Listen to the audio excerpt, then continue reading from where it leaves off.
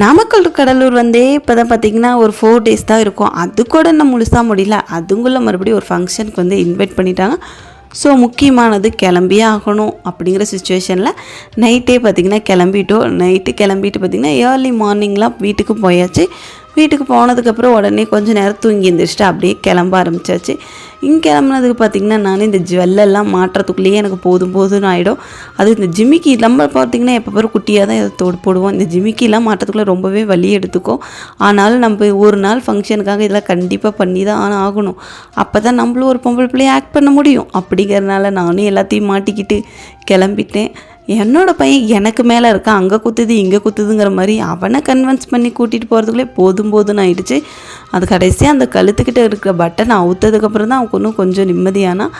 நாங்கள் போகிறது சடங்கு ஃபங்க்ஷனில். அதுக்காக பார்த்திங்கன்னா போகிற வழியே சீர்தட்டெல்லாம் வைக்கணும். ஸோ பர்ச்சேஸ் பண்ணுற வேலையெல்லாம் இருந்துச்சு.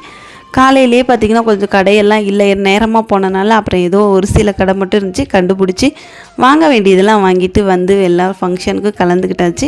ஃபங்க்ஷன் பார்த்திங்கன்னா சூப்பராகவே போச்சு. பட் ஆனால் என்னால் நிறைய வீடியோ தான் எடுக்கவே முடியல. நானும் முடிஞ்ச அளவுக்கு ஏதோ கேப்சர் பண்ணிவிட்டு பார்த்திங்கன்னா இதுதான் நான் வச்ச சீர்தட்டு.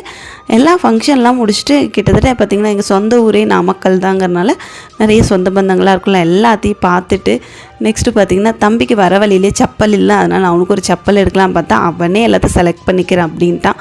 வந்தோடனே பார்த்திங்கன்னா அம்மா வந்து வீட்டில் குளிச்சுட்டு தான் வரணுன்ட்டாங்க. சரி குளிச்சுட்டு ஒரு ரெஃப்ரெஷ் ஆகிட்டு ரொம்ப டயர்டாகவே இருந்துச்சு. சரி பக்கத்தில் கோயில் பூஜை இருந்துச்சு. ஸோ அதுக்கு வந்துட்டு போயிடலாம் அப்படிங்கிற மாதிரி வந்தால் என்னோடய பையன் பார்த்திங்கன்னா சாமி கும்பிட்றதுக்குள்ளே ரொம்ப அவசரம். எங்கள் அம்மா தான் பார்த்திங்கன்னா கடையில் மீன் போட்டுட்ருக்காங்க, அவங்களோட கடை தான்.